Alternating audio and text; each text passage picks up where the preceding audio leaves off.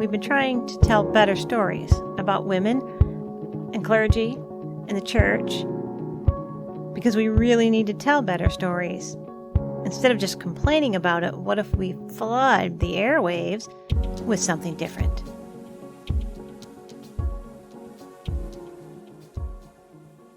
Welcome to the podcast / YouTube, whatever this ends up being.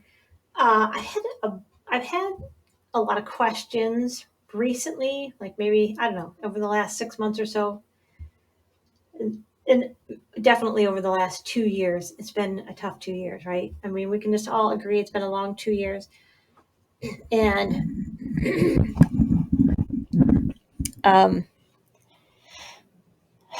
so the questions I've been asked are how basically they fall into the category of haters. So I'm calling this question how to deal with haters. It could be the questions come in different forms, but basically that's the category, right?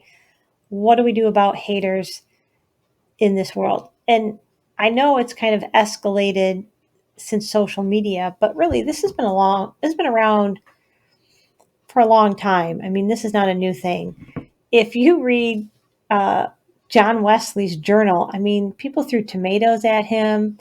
There's one time he ran and hid in a house and they were like hiding under the table because they had a group of people that were chasing him down.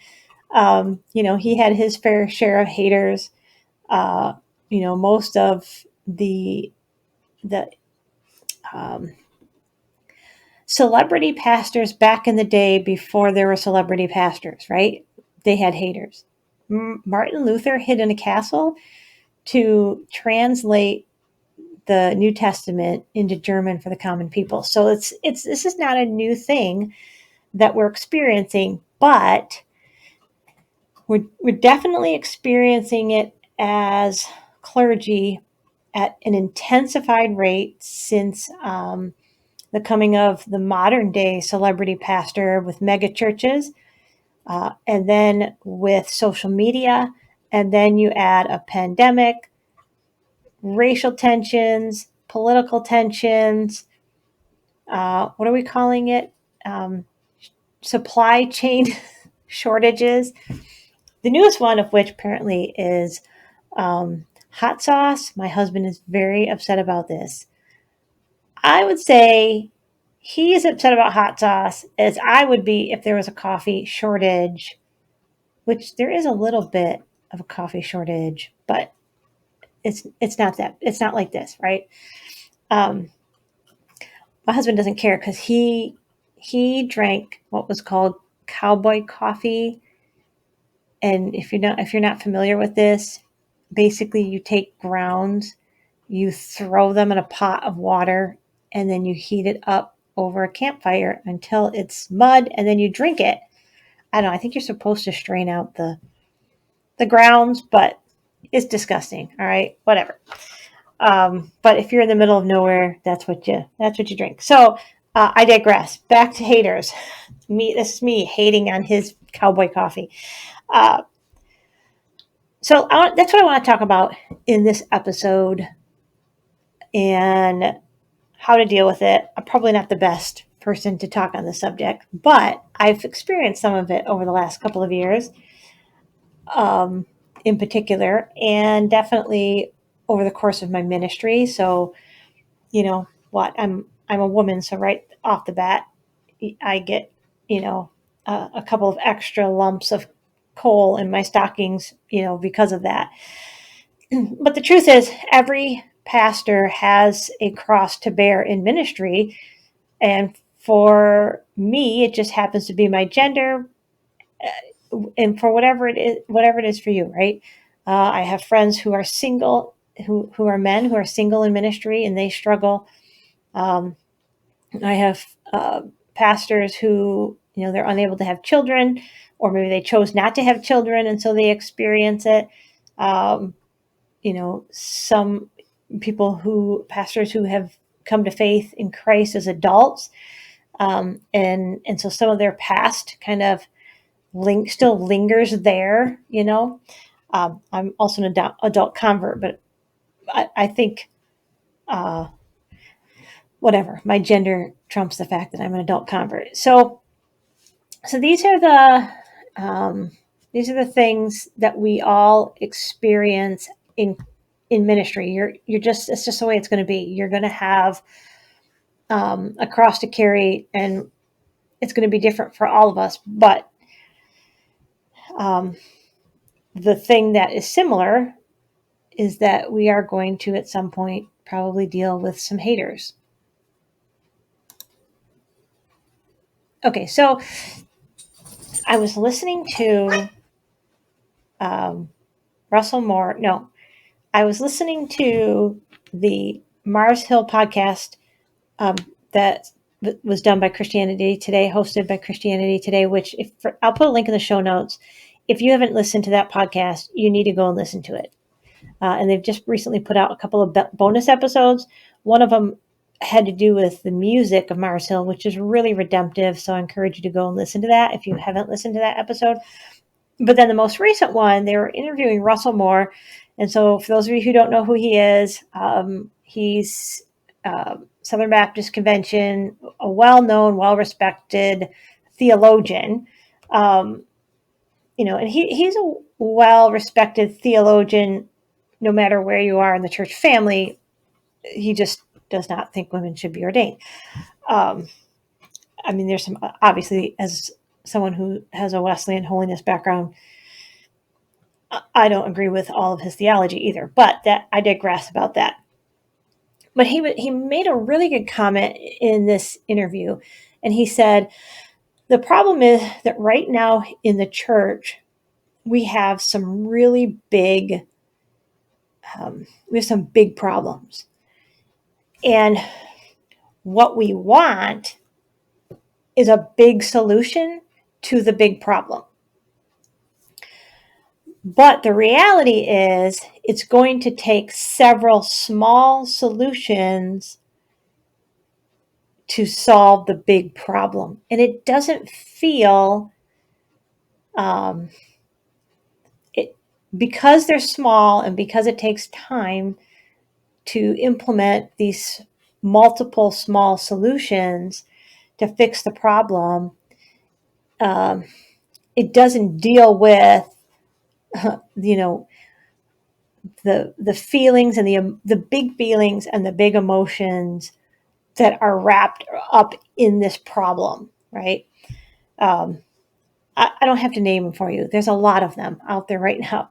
But if you pick anyone that patriarchy, racial tensions, political tensions, the LGBTQ debate, all of those things, each and every one of them is a big thing. It's a big issue. And we want a big solution to counteract this big problem, whichever one you want to address, all of them together. We want, I don't want to say a silver bullet, but I really think that is kind of what we want. But usually when we use that phrase silver bullet, we're talking of a quick fix. And that wasn't what Russell Moore was talking about. He wasn't saying that we're looking for a quick fix, although we are in some instances, right? We want the pain to be over quickly. But what we really need is the dopamine hit of a big fix. What we really need is the dopamine hit of the silver bullet. All right, so I went and got a head test done today. I got the ugly, thing. They had to put they didn't take anything out. They put stuff in. So they had to do the IV because I'm allergic to contrast dye. So they have to do an IV to put the contrast dye in just in case they need to, rescue me, giving me whatever, epinephrine, whatever that is, the stuff that keeps you from dying from anaphylactic shock. So they have to do that. So I have this big old, then they put the cotton ball and like 12 pieces of tape on your arm. Now, it doesn't look like it, but I do have arm hair. And, so you got to rip that off. And I don't know about you, But some of you out there, I'm going to wait as long as it takes for this thing to just fall off by itself, right? When I was a kid, that was kind of my MO when I was really up until my late 30s, or really up until my mid 30s, after I had 2 kids. But before then, I was like, hey, I'm just going to let this thing fall off on its own, right? You take a few showers, eventually it falls off. You keep trying to stick it back on, and then you can, work it off slowly. There's not a whole lot of pain. Eventually, it just comes off. It fixes itself. Of course, this was back in the day when, I don't know if you know about this, but there was they had just enough adhesive on bandages and tape to so that the band-aid would stay on long enough for it to stop bleeding, right? And then it would fall off on its own. But now, I don't know what it is. They use I don't know, monkey glue or something to keep those bandages on. So now I'm just like, all right, you just got to rip this band-aid off. Take a deep breath. This, in case you've never done this before, right? Have you ever done this? You have to take a deep breath, count to 3, and then you exhale loudly right as you rip it off. Like, the people in the next room should hear you exhale, right? That's then, and then, there's pain for 30, 60 seconds, and then it's gone. And you throw the Band-Aid away and you move on with your day. Okay, so I had to let my dog out and now I've lost my place. Okay, so why am I telling you that? Why am I telling you this story about Band-Aids, right? First of all, I am not trying to compare the last 2 years to ripping a Band-Aid off, or am I trying to use it to trivialize any of our experience with haters or whatever the struggles in ministry that we've had over the last couple of years. And frankly, I mean, I quit and then unquit last fall, so I probably don't have really much credibility in giving anybody advice. Mostly, I'm just trying to share with you how I am processing my own experiences right now. All right, so I'm just trying to share with you my whole purpose of this episode is just to share with you how I'm processing my own experiences, and maybe there's something in there that will help you. So I already told you that I had some tests done. So I've been having some health problems, and it's good news. I'm going to live until I die. So, oh my word, I'm going to have so much to edit. Okay. Every time I sit down lately to do a podcast, record a podcast, my puppy is like, but I want your undivided attention.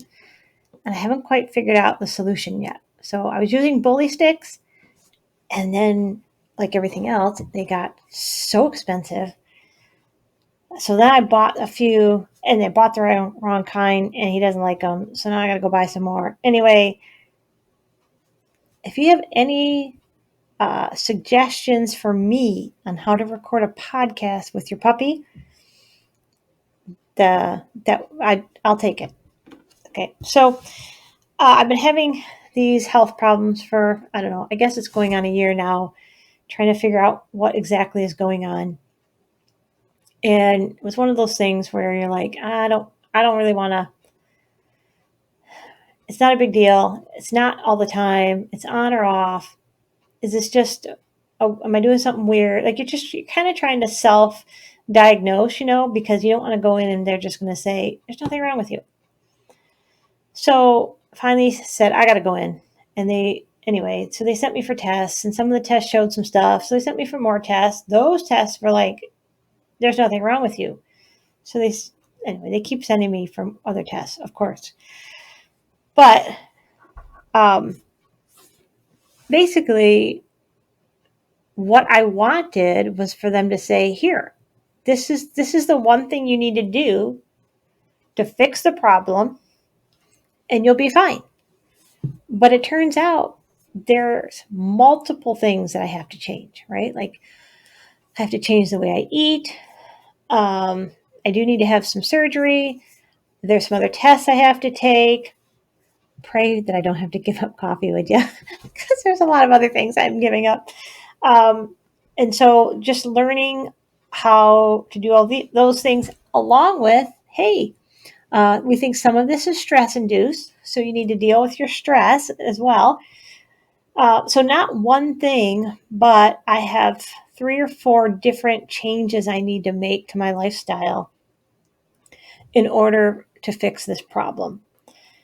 And I don't like that because it's going to take time. I mean, I'm not even going to I'm having surgery in August. So that's 6 weeks recovery, right? I started the changing my diet. That takes a while for you to notice all of the effects. I've seen some, but it's going to take a while. Every test takes more time, more money. My running has been put on the back burner, which is wreaking havoc on my mental health because it's one of the ways that I manage stress and my mental health. So, yeah, that it's not going to be one solution. It's going to be a lot of little solutions, and it's going to take time. And I'll tell you, I'm not happy with it. And the problem is that's really what is going to happen with the church.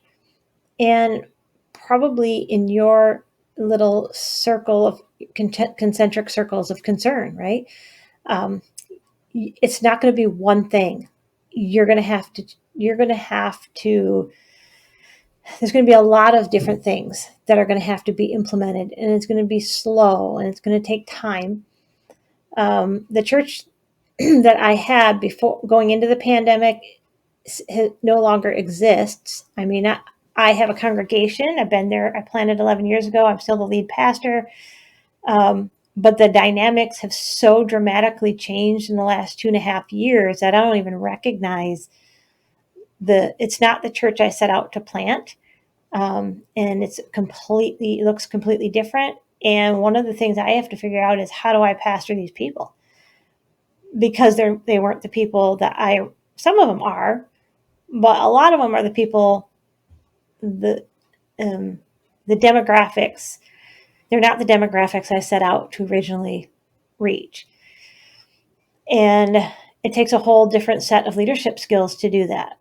So, I'm telling you this because first of all, I just want to acknowledge that if you're feeling frustrated and angry, it's legitimate. I saw a meme or a quote or something like that not too long ago, maybe 9 months ago, and it said, I was finally willing to sit with my anger long enough that I realized that her real name was grief. And so a lot of the anger that you may be feeling, the anger that I was feeling anyway, turned out to be grief. And so I had to deal with the anger, and then I had to deal with the grief. And then under the grief, there were other things. And so then I had to deal with the things that were under it. Some of them were unresolved. I don't want to say childhood issues, but things I experienced in childhood, my teens, young adulthood that I never really fully processed. And so now I'm dealing with that on top of processing that on top of everything else. And so the easy thing, no, that's not true. I want to say that the easy thing to do is to quit. But I know that's not true because I wrestled with it for at least 18 months before I resigned my position. It was agonizing. And I had a whole long list of pros and cons.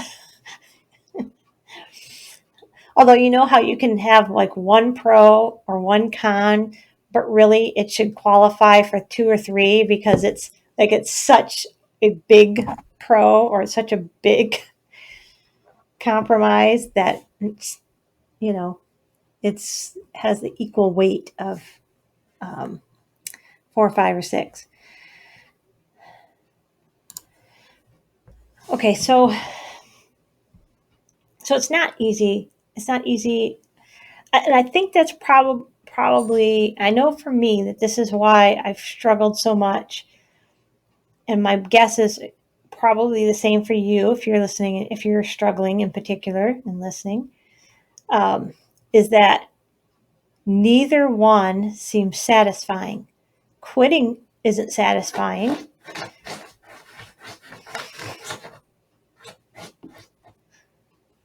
Are you done? Uh, and staying isn't satisfying, right? Winter.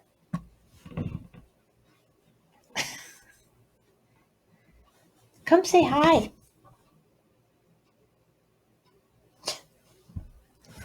All right, so let's talk about some. Let's talk about some ways, and my guess is you're probably doing a lot of these. If you're struggling, if you're not doing any of these, then this is a good place to start, right?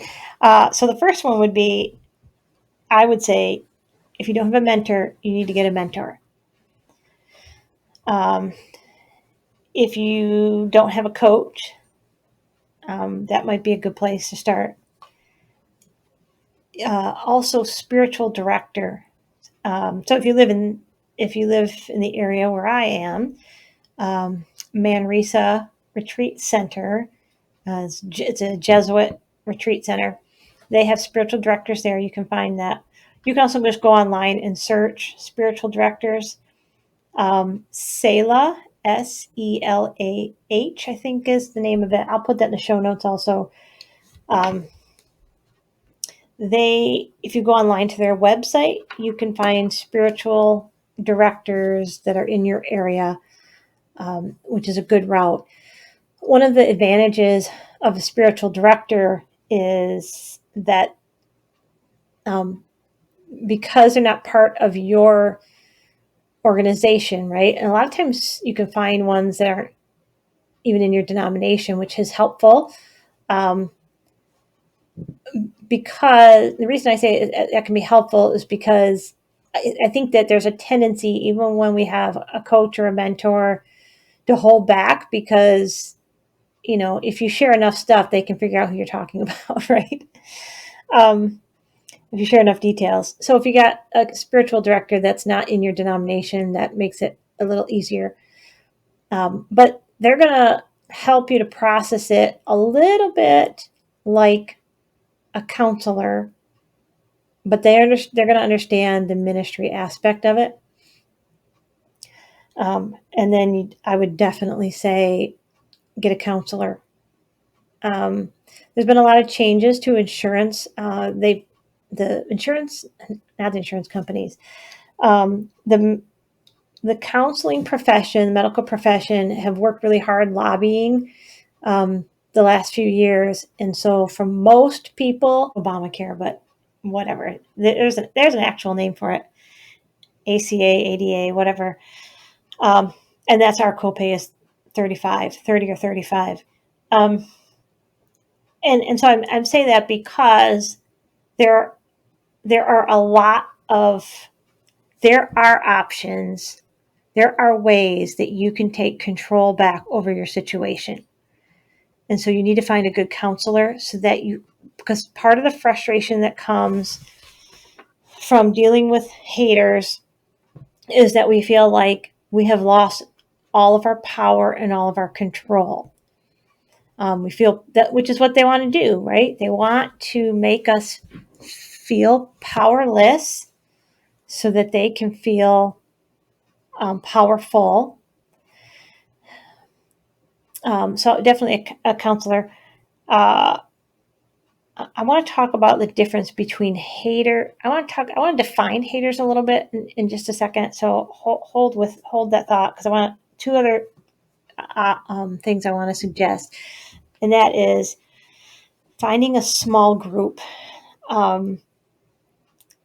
that you are not ministering to, some kind of a small group that you can meet with, even if it's just once a month. One of the things I'm going to be doing soon is offering group coaching. And so I'm going to do it virtually. It's going to be um, probably Zoom or one of those like that. And you, I'll bring in somebody um, who can speak on a topic, and then actually spend some one-on-one time with each of you in the group session doing some coaching. And my guess is, I mean, yeah, we're gonna be talking about different aspects of ministry, but this is definitely an area of ministry that we need to talk about. And so that this is going to come up in some of those sessions. And I think as you sit with other pastors and you hear their struggles, you won't feel so alone. It's very easy for us, and I know for me, there have been times where I thought, man, I'm the only one. I'm the only one experiencing this right now. But like I've said, I've had multiple conversations over the last year with different people. And so I'm finding out, no, I am not. I'm not the only one. I'm not alone in dealing with this. And and sometimes just having the conversation. I talked with um, a pastor friend of mine who's been in ministry for a long, long time recently, unbeknownst to me, that we were having a similar situation. And just hearing that I wasn't like being singled out made me feel so much better. Like it didn't fix the problem, but just knowing that I'm like, oh, okay, maybe the reason I'm being hated on is because I'm just doing what God wants me to do. And um, and they just can't stand that, right? So being in a coaching situation where you have other pastors and we're all talking about it, and sometimes you'll hear a story and how somebody handled it, and you're like, oh wow, I could try that, or I could do this, or whatever. And so watch for that. All right, now I'll talk specifically about what we label as haters, because I think that there are some legitimate people who will cross your path um, in ministry. Usually they're other pastors, and they will disagree with you or say something you don't like. And it's easy for us to think they're hating on us, but legitimately they're trying to help. And you'll know that's why you have to kind of stop and think about it. And so there's been times I had to stop and I'm like, you know what, this person has really helped me before in the past. Um, I I don't think they weren't trying to. It felt like they were dismissing me, but they weren't trying to dismiss me. And so I was, and so then I was able to go back and say, hey, what did you mean by this? You know, tell me more about this and why you feel like this would be helpful for me or whatever. But then there are people out there who that they legitimately don't want to have the conversation.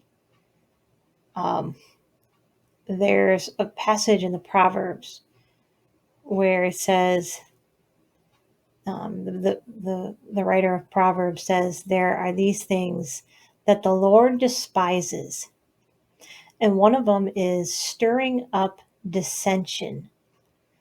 The Lord despises when ministers stir up dissension. And there are a lot of, there are, how do I say that? How do I want to say this? There are some ministers who get a really big dopamine hit from stirring up dissension and causing crises. And we don't want to be those We don't want to be like that. Followers of Jesus, there's a difference between speaking the truth in love and being someone who is seeking a dopamine hit by causing dissension. And my guess is if you are one of my regular listeners to the podcast, that is not you. You are a follower of Jesus. You want to speak the truth in love. And as many of the great theologians, John Wesley, Martin Luther, they would all say, if you have to err on the side of love. If you're gonna err on the side of mercy and grace. God will course correct. God will help us to course correct. Our job is to always err on the side of love and mercy and grace. And one of the hardest commands that Jesus gave us was to pray for our enemies. And that means praying for our haters. I don't like it. I definitely, when I have a pray for your enemy day in my journal, I want to rip that Band-Aid off as fast as I can and get it over with. Dear Jesus, please bless my haters so that I can get to some more fun things to talk to you about. All right. That's what I have for you today. I hope that somehow this is a blessing and an encouragement, or at least something that you can take to the Lord and to process. I tell my congregation this. Sometimes my job is to get up and to say, hey, I've been there, and my job is to reach back and to take your hand and to help you walk through it. Other times, I'm right there with you in it, in the thick of it, and the best that we can all do is lock arms and move through it together. And I guess that's my Enneagram 6, all things community. Let's lock arms and move through this thing together and bring the kingdom of heaven to earth. Have a great week. We've been trying to tell better stories about women and clergy and the church because we really need to tell better stories. Instead of just complaining about it, what if we flood the airwaves with something different?